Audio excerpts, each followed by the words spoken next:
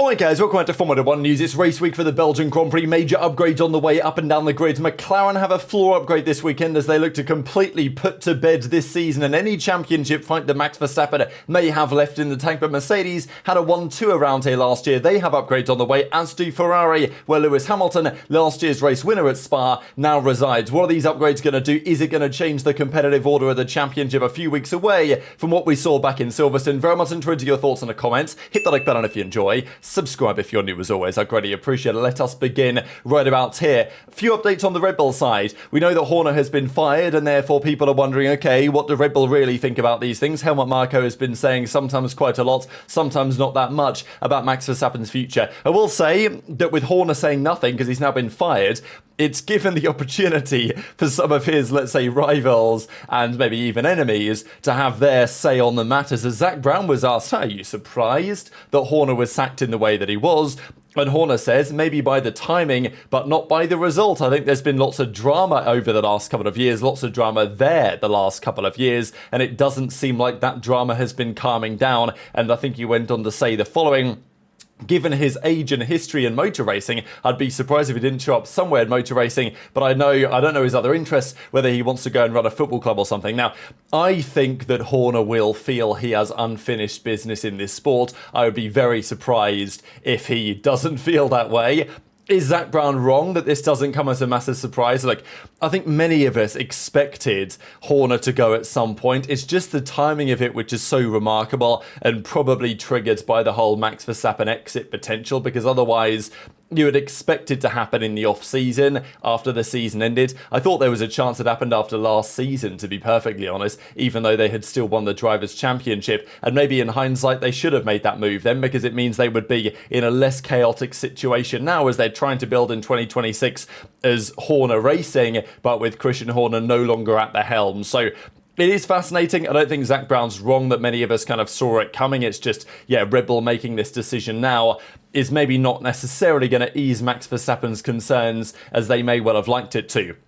The Belgian Grand Prix is upcoming in a couple of days' time. It is a sprint weekend this time around. So there's a sprint. It wasn't there last year, but there's a sprint again this year as there was a couple of years ago. And notably, they have chosen for the first time, I think in several years really, for the first time in a very long time anyway that I can remember, a offset tyre compound. So this is the Pirelli preview of the weekend. Just to keep in mind, last year the compounds were the C2, the C3 and the C4. So the medium of the Pirelli range, with the C2 being the hard and the C4 being the soft. This year they're actually going a step harder, but only with the hard compounded tyre. This is a very interesting decision. The hard will now be the C1, the medium the C3, the soft is the C4. Now, last year, let's not forget, there was a big debate that unfolded during the race on what was better, the one-stop or the two-stop. Russell went for the one-stop, and we know what happens. He crossed the line first, he held on to those tyres, crossed the line, won the race, but was disqualified because the car was underweight. That was partly plank wear. That also seemingly was partly because he'd worn the tyres so much, and the tyres are included in the weight when the car is weighed, that actually he ended up being underweight. So with all the factors in consideration, the one-stop wasn't possible really last year, because if you did do it, you ended up being underweight and getting disqualified.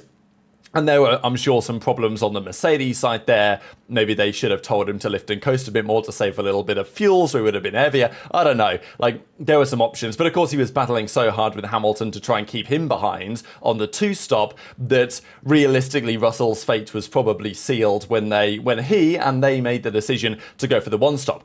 However, fast forward 12 months, the one-stop now feels more doable without similar repercussions, because now it's the C1. So you would expect the one-stop is now more achievable. Last year it was a bit of a Hail Mary, the one-stop, and, you know, Mercedes could somehow make it work. Nobody else really could. And in the end, it didn't work anyway. So this year, it seems to be a feeling that, okay, maybe the C1 will allow the one stop to be possible, but the C1 is a very hard compounded tyre. It's not going to give you much performance, and as a result, the two stop may still be preferable. So I think it makes it more interesting. I think there's a chance that last year people came into this year saying, well, the two stop's got to be the way to go. But now with the C1, but with still the C3, C4, it means that the two stop is more likely. Or maybe the one stop is more possible, but it means the two stop will potentially still be favoured. I do kind of like this theory, right, to go for this offsetting compounds, because it means that if we went C1, C2, C3, I think it would be a very clear one-stop for the teams, because they like to one-stop if they can. There's less risk in the pit stop phases, whatever. It opens the door for a late safety car to pit again, and you've got a fresh set of tyres. You might not have that if you're on a two-stop, for example. So the teams like to one-stop if they can get away with it, but a lot of the time, Pirelli would like to, and the FIA and Formula 1 and myself would like to, have the races be a two-stop, because generally it's more entertaining, but I don't necessarily want it always to be a two-stop, and nobody ever tries a one-stop, because it made last year's race rather fascinating indeed. So what do you guys think of this change? Will we see more of this? I wouldn't be surprised to see more of this going forwards, right? I mean, it's not impossible to make the C4 the C5, right? And just say, well, that's basically a qualifying tyre. But at that point, then it becomes useless in the race. So maybe what Pirelli are doing here actually makes sense. And if this works to plan, and we see like half the teams two-stop, half the teams one-stop, then maybe they're going to keep going with a strategy like this. And I feel like the teams probably won't be, I don't know what the teams will think about this, but I think they won't mind it too much. Gives them maybe more strategic options when you spread the compounds out a little bit more. Now, of course, it is worthy to add, this may be totally irrelevant because it may rain, and that could shake up the weekends dramatically. It's almost inevitable. This actually, I thought was pretty cool to look back on here, was the race, and F1 Visualize put this together. This was last year's Grand Prix. Sainz at this point was in the lead, and Hamilton was in the lead as well after the pit stop phase, and then Russell, of course, after the second round of pit stops, stayed out on those harder compound tyres and managed to hold on to the victory in the manner that many of us may remember. So yeah, from this point until the end of the race, it was Hamilton chasing Russell very hard, but then when he got within the dirty air, he was unable to get past. So that's how the race played out last time around, and Russell just about held on to the victory before, as you'll probably see in the graphic in a second, although it's just disappeared from the screen, finished the Grand Prix and then managed to get disqualified. So Hamilton ended up taking the victory regardless. But if you look at the forecast, it's going to rain, and it's potentially going to rain a lot. Now, it seems to be more light rain, but basically all week. And Friday is practice 1, and then sprint qualifying. Saturday is the sprint, and then main qualifying, and then Sunday, of course, as we know, is the Grand Prix. So it's almost inevitable that there will at least be some very important session, because sometimes you think, oh, well, it's going to rain, but it might just rain Friday. And yeah, that disrupts practice. The teams aren't happy about it. They don't get to prepare properly for the weekend, but they turn up Saturday, it's dry. They do a practice session, they set the car for quali, and they go, and the weekend is fine.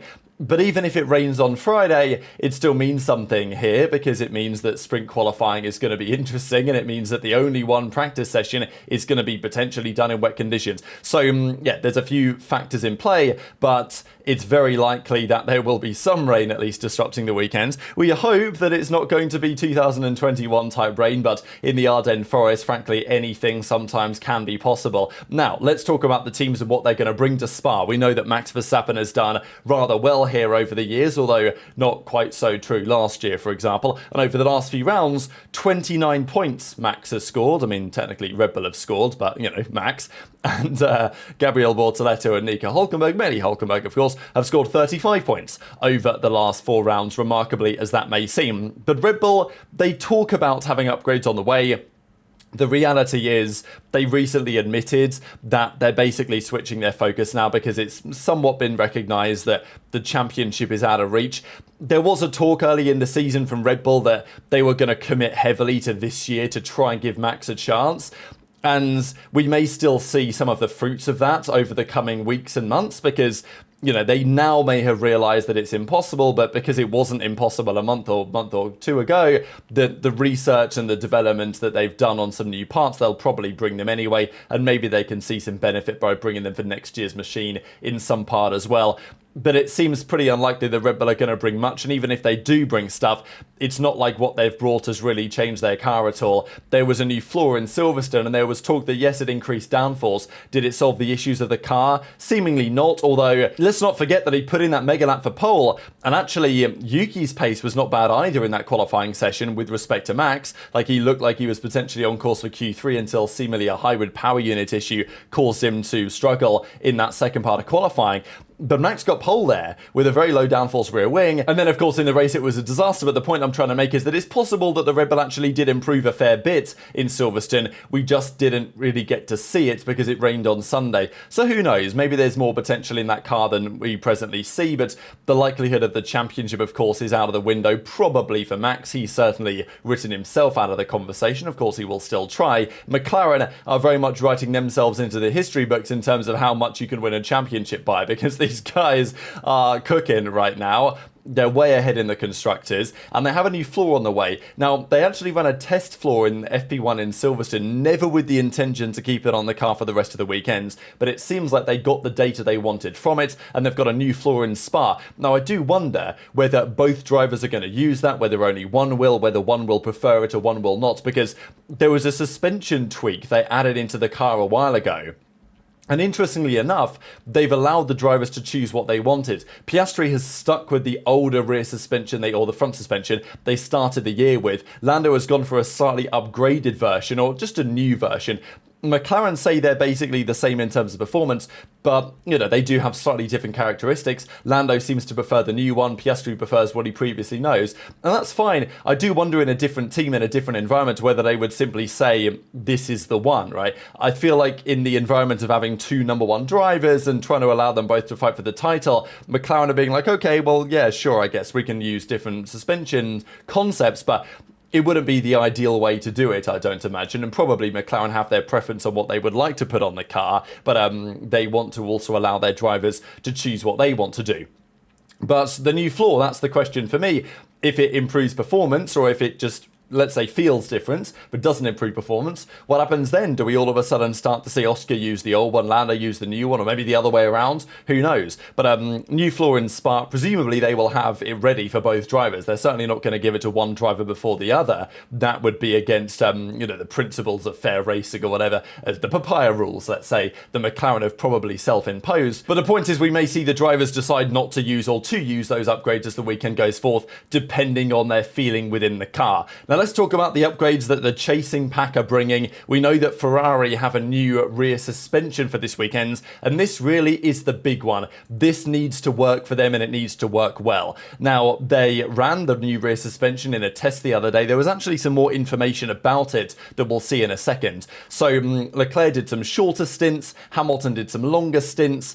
It was at Mugello, very, let's say, stressful track on the car. The weather was very hot, and it seemed to run relatively well. Telemetry data shows the new suspension is working in synergy with the new floor introduced in Austria and is producing positive signs. The new package is about 1/10 of a second quicker than the previous one, and if it gives the drivers more confidence, a little bit more, you'd imagine, than that. But it may not give them any more confidence. There was actually this interesting development that Hamilton nor Leclerc felt a major difference during the 100-kilometre rear suspension test, so they don't really feel like much changed. The car felt pretty similar to what it previously did. Of course, they've not driven at Mugello with the older one, right? They'll of course have a feeling for it, but if they were to test at Silverstone, then they would probably have a better understanding, because it's like, okay, I drove a whole race distance here last weekend with the older version. What does it feel like now? You're obviously going to get a better glimpse of that. But I will say that, yeah, this was clearly a test. Oh, no, sorry, it was a promotional filming day, right, obviously. But the point is that, yeah, it was a test. Everyone knows it was a test, but technically it wasn't a test. And the FIA do have their approaches to try and stop it being a test. So they have to use fixed setups and they have to use demo tyres. Like, they're not the proper tyres and they're really nowhere near the proper tyres. So it makes it more challenging, right? And I think that's the the implication of this that could be positive, I know that many are reading this and saying, oh, Hamilton, Leclerc didn't feel a difference, it's cooked, right? Like it's over. But I actually think it's more likely that Hamilton, Leclerc simply don't have a good baseline with the tyres they were using. What's really important for Ferrari is what does the telemetry say, right? Like the data they would expect with those tyres before and after, and they did a little bit of running on the previous day with the older rear suspension and the demo tyres as well. What does the data say? Because the drivers, yeah, they're unbelievable. They're going to give great feedback when they've got the information to do so.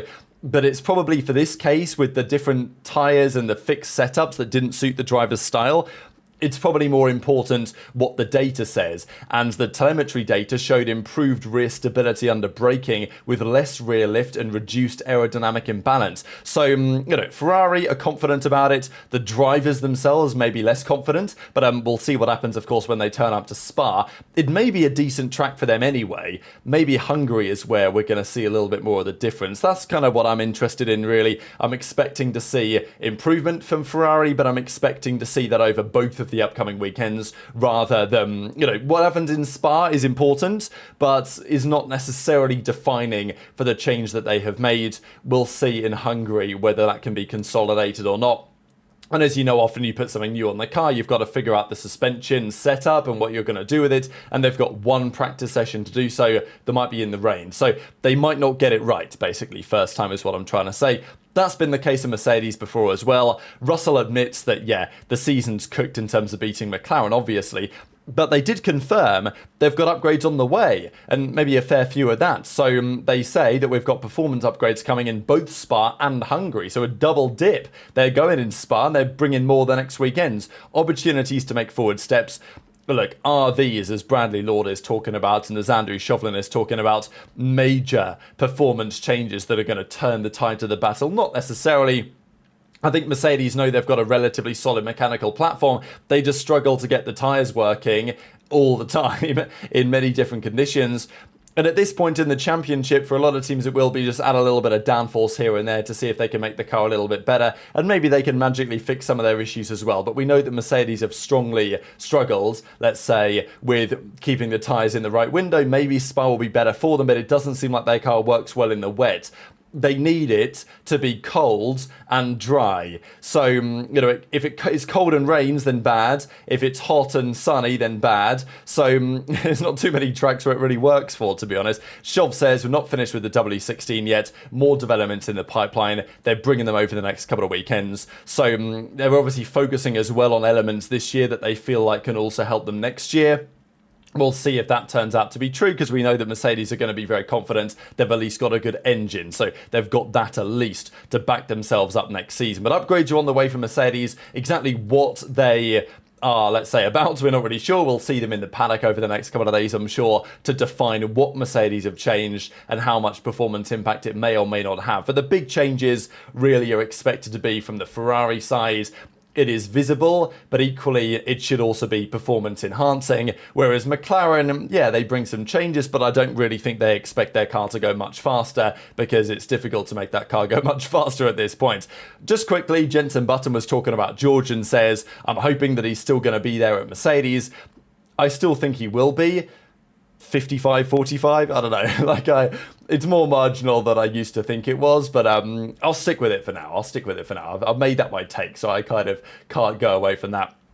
Just one final thing for you guys. 1 year ago today, that it was the Hungarian Grand Prix 2024, and it was quite an eventful one at that. We had Hamilton and Verstappen crash towards the end of the race, and we had the famous battle for the lead between the two McLarens. Piastri won his first F1 race because of the team orders that were defined, and Lando Norris was, you might say gaslit, you might say blackmailed, whatever you want to say on the radio, about how important Piastri was going to be for the team culture and the future and all this, to give the position back, whereas frankly it was McLaren's fault for allowing them to do what they did in the first place.